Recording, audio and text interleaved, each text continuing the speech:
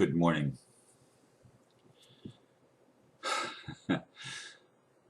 I say good morning, and it is a good morning, but for me, it's a morning like I've been experiencing lately,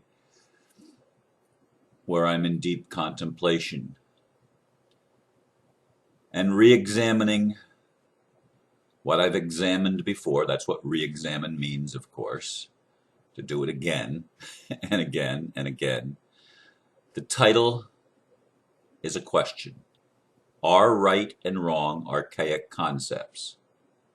I'm not even sure whether I've ever chosen that as a title before, but I know I've explored this issue before. The blurb goes like this.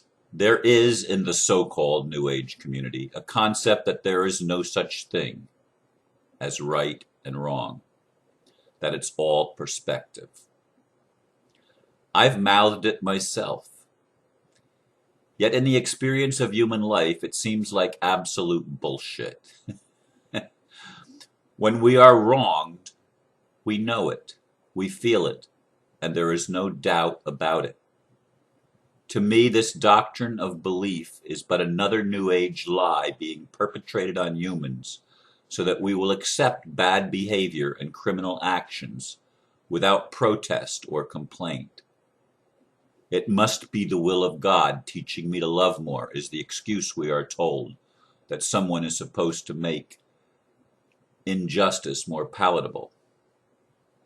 Well, you can believe whatever you want, but I'm not buying it. To me, we all know intuitively what is right and wrong, even children. And those that wrong others must be held accountable.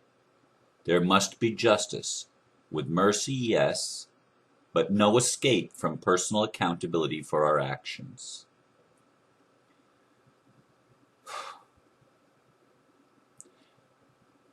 Yes, it is the behavior of the lady who identified herself as my twin flame, and then refused communication, refused to address the issue of what is she going to do with the money that I sent her to make a trip that she never made. Is she going to, in good faith, act honorably and return to me that which she did not spend? I'm not asking her for the money she spent to do repairs on her vehicle or to get a new computer, which thankfully I had a couple of friends chip in on that one. But the money that was provided specifically for the trip, she didn't make the trip. Now she knows it. That's a contract.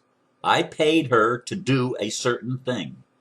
Now the other things were all contingent also on, well, the computer maybe not so much, but certainly the getting her vehicle fixed so that her vehicle would be roadworthy and able to make the trip, and also to cover the cost of getting her cat vaccinated and go through the paperwork that she needed to go through, the passport and all the other stuff. Those were things that were for the purpose of making the trip to meet with me. Now I'm at the point now where I'm thankful to God that she didn't come, because I realize how controlling and manipulative she is. And I feel wronged. I feel wronged. Even when many of my friends were telling me what they could see what was going to happen before I could, because I was still wearing the rose-colored glasses. Well, she loves me. Treat me like a fool, treat me mean and cruel, but tell me you love me, and you can get away with a lot. Telling me that you're my twin flame and that you're only trying to help me. That's what the governments do. That's what psychopaths do. And it's psychopathic behavior, no doubt about it. Am I saying she's a psychopath? No, I'm saying that there's psychopathic behavior going on here. And it doesn't feel good on this end. I think back of the movie Gandhi, And I watched the psychopathic behavior of the British. And I watched the psychopathic behavior of Americans, of our American government, of the criminals that run the system, that create problems where the only solution is to stop it. Stop it. You don't pollute the earth. You don't pollute the air. You don't pollute the water. You don't do things that have a damaging effect on others. You just don't do them. There are things that are right and things that are wrong, and we know intuitively that that which comes against life, that which comes against free choice, that which takes from someone else what doesn't belong to the person taking it, that is wrong. We intuitively know that. If we commit violence against another person, we may, in our mind, justify it if we're psychopathic in nature. And we all have a psychopathic nature. That's part of our human nature. We all have that. But when we act on it, it's wrong. And if we're on the receiving end of the wrong, we know it's wrong. There's no question about it. It's wrong. That's simply the way it is. It's not right that we could violate someone else's free will, take someone else's choice, manipulate them to do what we want when we really don't have their best interest in heart. We may call it love, but it's not love unless we have the best interest of the other person at heart. When I gave money to my friend, it was with, yes, I had interest in it. I did. I wanted connection with my twin flame. I wanted that sacred relationship. I wanted that a lot. I've always wanted that. All of my adult life, I've wanted that. Even my adult life when I didn't even know what it was called. Even when I didn't know myself well enough to adequately define it. But as I've lived my life, I've known more and more what I want. And one of my friends says that her twin flame treats her with a silent treatment and has stolen from her, and she still calls him her twin flame. I'm sorry. I don't need a twin flame that abuses me. I don't need a twin flame that doesn't communicate with me, which is a form of abuse. It is a form of abuse. As I've said in previous talks, all relationships require communication. Without communication, there is no relationship. That's simply the way it is. You can't have a business partnership or even a friendship without communication. Now, friendships, I have friends that I might communicate with a few times a year. One of my friends is one of my high school friends. I thought of him as a friend throughout my life. I didn't have any contact with him from the time I was a teenager, 17 or 18 years old, until I'm in my 60s. I considered him a friend. Why? I don't know. Now we do communicate. Not a lot, but from time to time. And I honor and respect him, and I feel I get the same back from him. We honor and respect each other. Now that's a long period of no communication, but we weren't relating to each other during that entire time. Yet I thought of him as a friend. Now, from the metaphysical or spiritual point of view, perhaps we're all friends here. But I certainly don't want in my life that which constantly betrays me, that which constantly abuses me. I don't want that anymore. I don't deserve that. I deserve better, and so does everybody else. We deserve to be treated with respect. We deserve to be honored for our own being, for our own self. We deserve that as human beings. Every one of us does. And there's an awful lot of New Age BS that's being poured down our throat as if it's true, that is psychopathic in nature. And this, there is no such thing as right and wrong, is one of those beliefs. It's a psychopathic belief. We create our own reality. From the higher perspective, I agree. But from the perspective of human experience, it is total BS.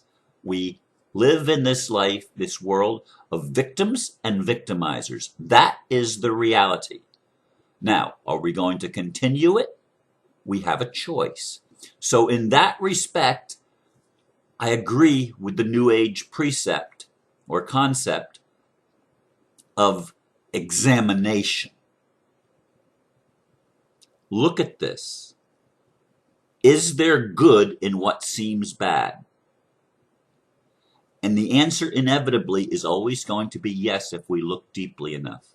But that doesn't make the bad not bad. It just means that we got it, that we learned the lesson. It doesn't nullify the golden rule, that we're supposed to treat others the way we ourselves would want to be treated. And all you need to do to ask yourself if something is right or wrong is, how would I feel if I was on the receiving end of this? Would I feel good about it, or would I not feel good about it? And if we don't feel good about it, it's wrong. Easy as that. It's not a complicated mental exercise. Our emotional body immediately tells us the truth. It's wrong. I don't need to suffer. I don't need to be betrayed. I don't need to be violated in any way. I don't need that. And yet, looking at it from a little bit different angle, sometimes we're complacent and asleep. And it takes that to wake us up. But that doesn't make it right. Do you understand? It doesn't make wrong right. Wrong is always wrong. Evil is always evil. It's always backwards. There's always a lie in evil. And any belief that nullifies accountability and nullifies personal responsibility for our actions and nullifies wrong and calls wrong right, that's a lie. That's not true. It's simply not true. And intuitively, every single one of us knows that. And we're able to know it because we can't even sear that part of ourselves. I don't care if you took the most evil Rothschild on this planet, or the most evil Rockefeller on this planet, and you took them and you tortured them. Not a single one of them would feel good about it. They'd all feel that they were being wronged. Every single one of them. You can't psychopathically remove that, even though the elite and some of the worst examples of psychopathy, even though they have tried to breed that out of their children, even though they have tried to kill their own conscience, it can't be killed. It can't be killed. We know when we are being wronged. And if we know that we are being wronged, we know that when we do that to others, that it's wrong. We know it. We may put all sorts of justifications on top of it and all sorts of excuses for our behavior.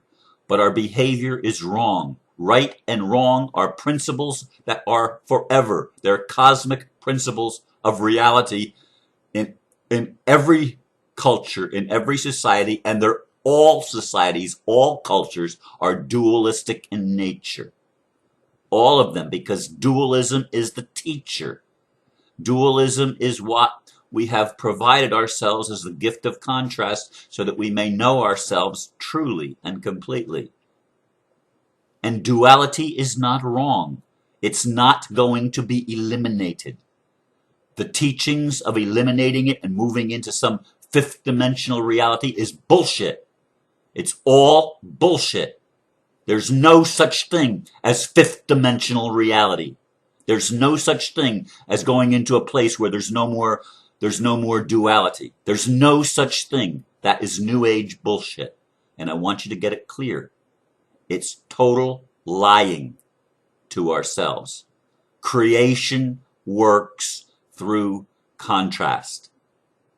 It will always work through contrast. In every dimension, there will be contrast. If there's no contrast, there's no life. And right and wrong are at the core of all of it. You shall know good and evil. Yes, created beings living in of any type of physicality recognize contrast, recognize differences, and they recognize that you can do things to promote life or to destroy life. And the destruction of life is evil. The purposeful destruction of life is evil. And I know that that could take us into a whole lot of other areas, which I'm not going to go into. But these are my thoughts for today. What do you think? I'm not looking for an argument by asking that rhetorical question. I'm asking you to examine what is your truth. Thank you for listening. Namaste.